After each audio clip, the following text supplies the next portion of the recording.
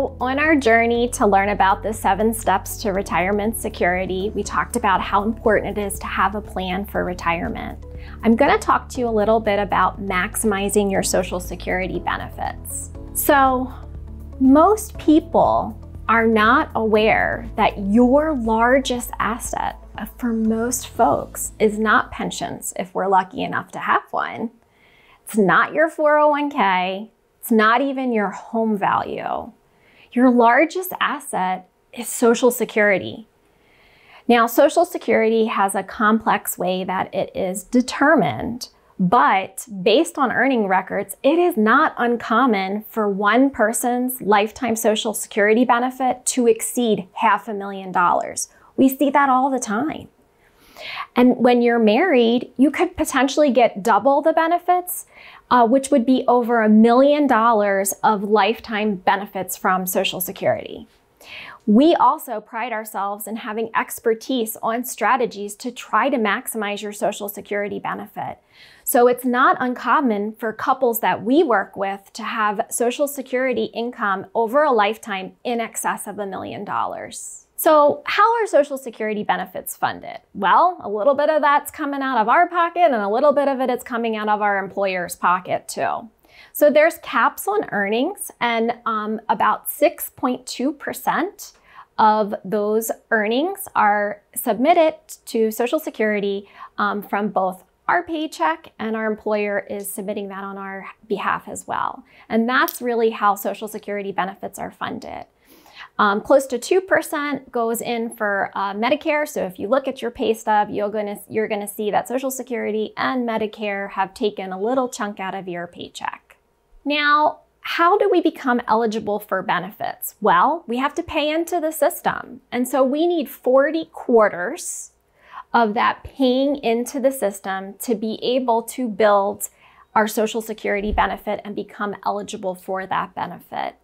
And so most people find that they have consistent quarters and that it takes 10 years to pay into the system before you're able to get a Social Security benefit. But what's really important to know is that all of those quarters do not have to be consecutive. That's just normally what we see.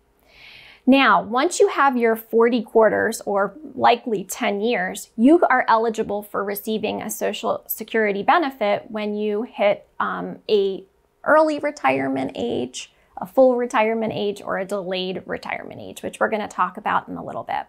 Some folks don't have the full 35 years of earnings that Social Security uses in their calculation. And so sometimes Social Security, when we don't have those 35 years of earnings, Social Security will use zeros in our calculation. Now, it is not uncommon for us to meet with folks who have worked since they were teens or preteens. I'm one of them right here. And so what happens is, as I'm continuing to work and build up my earnings record with Social Security, it's very likely that I'm going to be working over 35 years before I do claim Social Security. So what'll happen is the highest years of those 35 will be included in the calculation. And you know, sometimes we even see people work into retirement, and so that they will be able to maybe earn a little bit more in those retirement years that they did in their teen working years indexed for inflation. So it's always to your benefit to continue to work. But we need to determine how it fits together to create that happy retirement that we're trying to achieve. So here's a little chart that talks about a person who has a full retirement age of 66.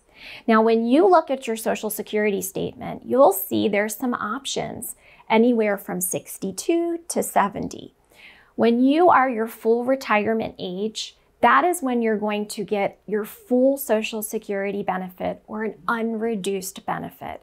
And so for this hypothetical situation here, we're looking at someone who has $1,000 of benefits when they are 66 years old. And so this is a great little chart to show you how, if you claim Social Security early at 62, you get less of a benefit. You're actually penalized. your $1,000 benefit in this situation is reduced to $750. Okay? We usually want to be early to things. I want to be early to the party. I want to be early to see my friends and family. This is definitely something where you're penalized for being early. Now, the opposite is true if we wait. And if we're late to claim our Social Security benefit, we actually get an increase. We get credited for delaying taking our Social Security. And so in this situation, I had a $1,000 benefit at age 66.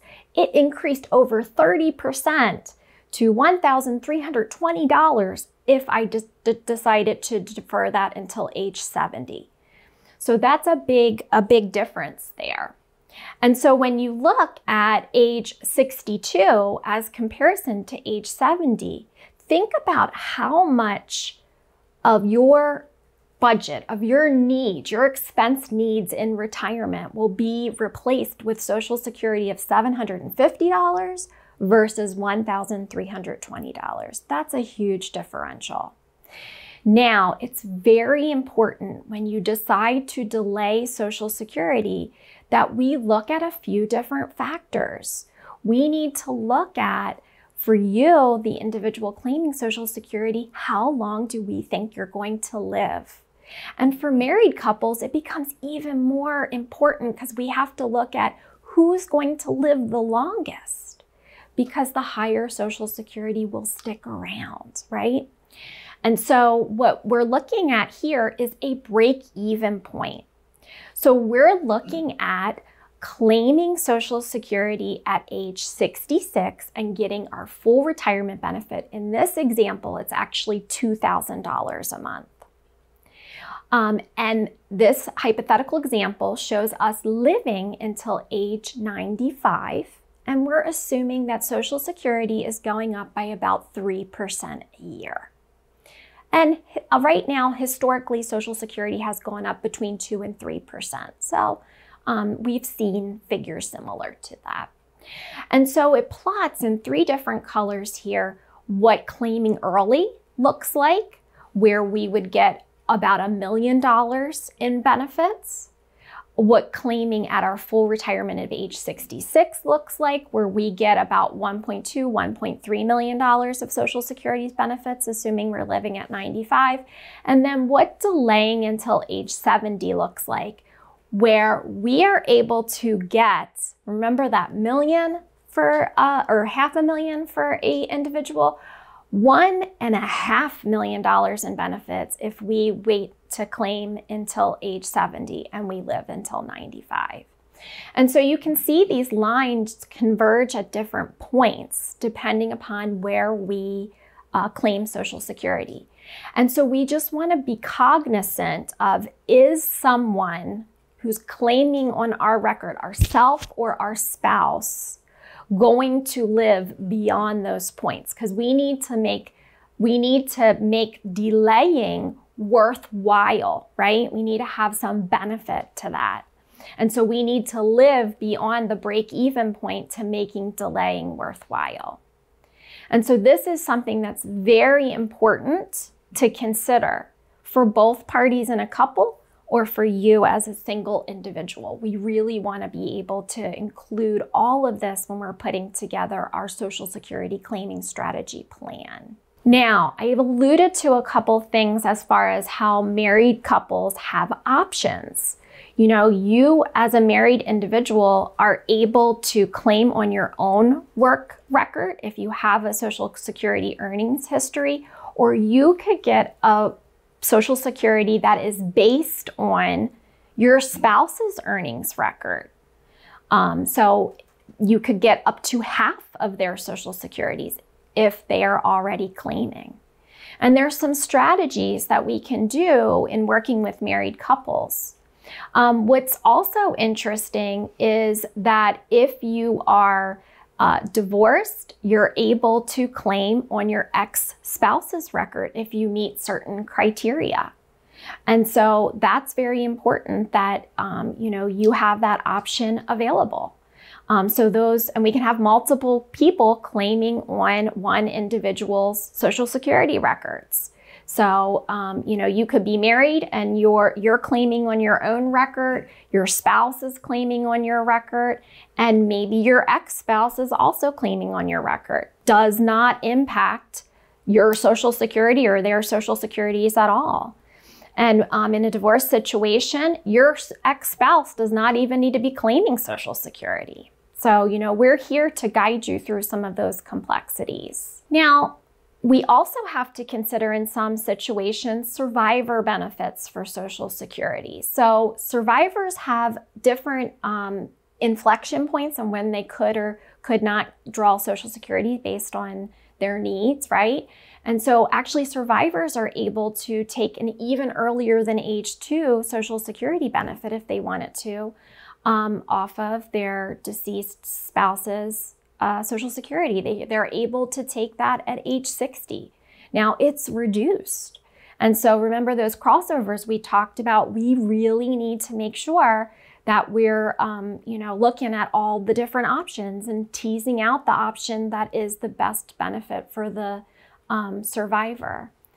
There are certain provisions available for widows or widowers that have children who are minors. They are also eligible to receive benefits off of the deceased worker's Social Security's earnings history.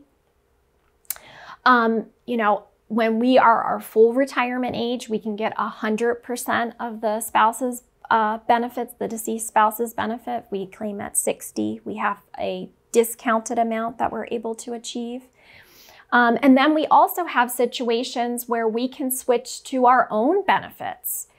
So we could take a survivor's benefit at a certain point and then switch over when our benefit reaches a higher amount. So there are some claiming strategies there. Now, this is a lot, right? And I know you may have a lot of questions surrounding this. Thankfully, we have some really great software to be able to help navigate you through all the different options that you have and really be able to talk about what that benefit could look like, what the survivor benefit could look like, and what the lifetime benefit could look like. So we're able to help and have helped lots of different families with those decision points. It's not as simple as, I retired, time to claim my benefit. So survivor benefits can be a little confusing. I wanted to take some time and walk you through an example. So in our example here, we have Becky, who's age 60. Her husband just passed away. He was 66 years old, and his Social Security benefit, he was getting the full amount, was $2,400 a month. So Becky's eligible for 2 different types of Social Security benefits. She's eligible for benefits based on her own earnings record. You can see what they are here at age 62, 66, age 70. And then she's also eligible for a survivor benefit. And so we gave some different inflection points there. And the big takeaway here is you'll notice that the age 66 and the age 70 survivor benefits are the same. So on our own record, we're able to benefit from the deferral credits, waiting to take our Social Security every year helps us up through age 70. That's not true with survivor benefits. Survivor benefits stop accumulating once we hit that full retirement age, that age 66. So we need to be cognizant of that. Now, remember, Becky's able to potentially be eligible for all of these benefits. So we're going to walk you through 3 different strategies just to give you the idea of the options available to Becky and how that could shake out over a lifetime. In our example here, Becky's going to live until she's 92. So our first strategy has Becky taking her survivor benefit as soon as she can. So she's going to go, she's going to file, get that monthly income. It's going to help her right away with her cash flows. It's around $1,700 a month. In our second strategy, we're going to have her delay a little bit, and Becky is going to start her own benefit at age 62. And so at 62, she's going to receive her $1,500 a month. At age 66, she's going to switch over to her survivor benefit. And that's going to become her benefit. It's, $2,400 a month. So her benefit doesn't quite double, but it definitely goes up substantially from $1,500 a month, her benefit at age 62, to her survivor benefit, $2,400 a month. Now, strategy 3 is a little different, right? So we do have Becky taking her survivor benefit at age 60. So that's about $1,700 a month, but we're going to have her wait. We're going to have her wait until age 70 to switch to her own benefit. And I have several clients that actually were very similar to Becky's story. And so at age 70, Becky takes her own benefit, and that's even higher than we saw in the previous example. It's $2,640 a month. So nice increase there that she's able to get by switching over to her benefit. So how does this shake out over a lifetime? Remember, we talked about Social Security could easily be a $500,000 to $1 million decision for a lot of people. It's one of your biggest assets. And so for Becky, if she takes only the survivor benefits like we saw in the first strategy, she actually, living into her 90s, gets over $650,000 of benefit over her lifetime. If she implements the second strategy, she waits, she takes her benefit at 62, and then she starts her survivor benefits at 66. Her total payout from Social Security between both of those strategies is over $800,000, $820,000 to be exact. So that's a substantial increase. And you guessed it, strategy 3 definitely comes in as our clear winner. So strategy 3, she's able to get some monies initially from Social Security at age 60 as early as possible. And then she takes her benefit at age 70 where it can't accumulate anymore. It's built up all those nice deferral credits. And her total payout during her lifetime is over $900,000. That's close to $1 million for Becky over her lifetime. So big decision there. We are very happy and blessed to be able to have the expertise and the software to help guide you through those decision points and really walk through all the strategies in a way that you can understand. So that's a little bit about survivors benefits. We're going to talk a little bit now about the earnings test, because some people will work in retirement. A hybrid strategy might be appropriate for some folks to have sort of a transition into retirement where maybe work enters into part of the picture to help create that happy retirement. So one thing I need you to be aware of is that full retirement age, and we've been using 66 as an illustration point through this presentation. Many people, when you pull up your Social Security statement, and I believe it's 1960 is when, if you're born 1960 or later, I believe that's when our full retirement age starts to become 67. At 1959, it's 66 and 10 months. And you know, it goes from 66 and then in 2-month increments, and then we go to age 67. So a lot of the younger folks looking at retirement are going to be looking at a full retirement age of 67. Interestingly enough, right now, my full retirement age is 67 and my 14-year-old son's retirement age is also 67. So 67 is something that we're seeing very common for younger generations. So in the year in which our full retirement age is reached, so for a lot of folks, it'll be 67, some people 66, you will actually give up $1 in benefits for every $3 that you earn above a limit of $48,600. And so that is, definitely important to know and to consider when you are claiming your Social Security benefits and working, right? We need to hit that full retirement age to have no penalty. There is a waiver for the year of retirement. If we are under the full retirement age, and this is something we really need to be cognizant of, there is an earnings cap. It's around $18,000 currently. These caps that I'm talking about do change like with inflation year to year. But you can see if we're 62 claiming an early Social Security benefit, if we work over and earn income above $18,240 here, and we're going to be giving back every dollar, we're going to be giving back $1 for every $2 of Social Security benefits that we have. So it's definitely something you want to be cognizant of. Now, once you hit your full retirement age, so it is always in your benefit to work, it does feel like a penalty because your Social Security payment is going down because you're working.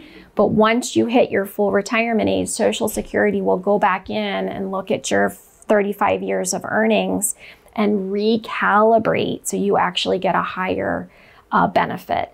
But it does feel like a penalty. So a lot of people do choose to stay under whatever the threshold is, for a given year. So it's definitely something to consider. And if that wasn't confusing enough for you, and we're happy to be here and encourage folks to work with their advisor on all the different questions that you may have, because you can see it's a complex issue. How Social Security benefits are taxed is probably equally complex. This chart here gives you a great breakdown of what it looks like. So Social Security is no more than 85% taxable. That's the highest amount of your Social Security that will be taxed. Social Security, the amount of tax that you pay on your Social Security is based on your taxable income.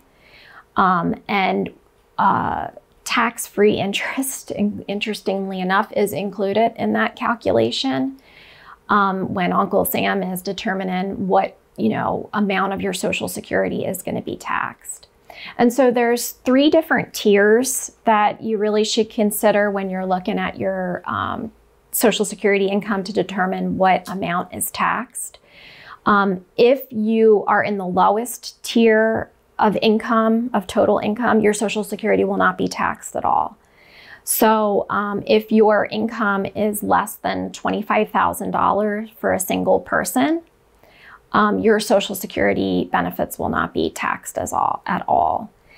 In the calculation, half of your Social Security benefit is considered, as is all your income from work, pensions, things like that, and that interest that's not necessarily not taxable like we thought.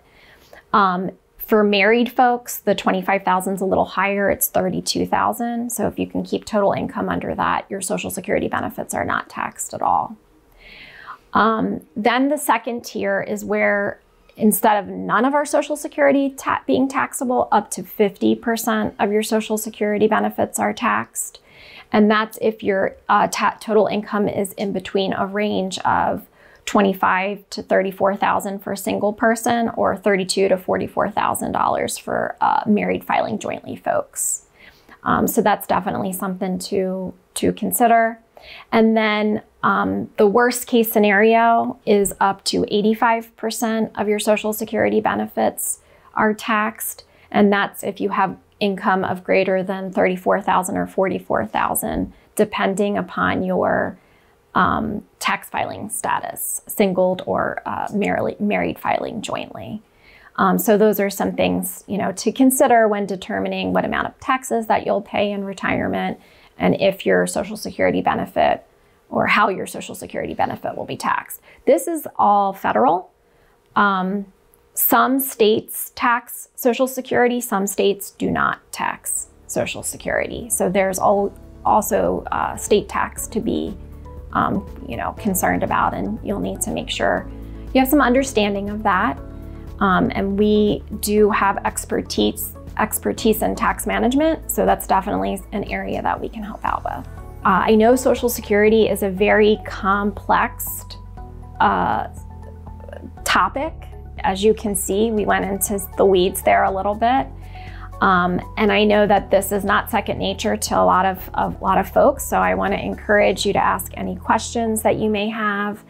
Try to keep it general in the chat, and if you have a personalized question or a situation that you need some help with, that's definitely where you're going to want us to follow up after the webinar. So we talked a little bit about Social Security. Next up is the considerations when it comes to a hybrid retirement in trying to obtain the happiness that we can have or we want to achieve in retirement.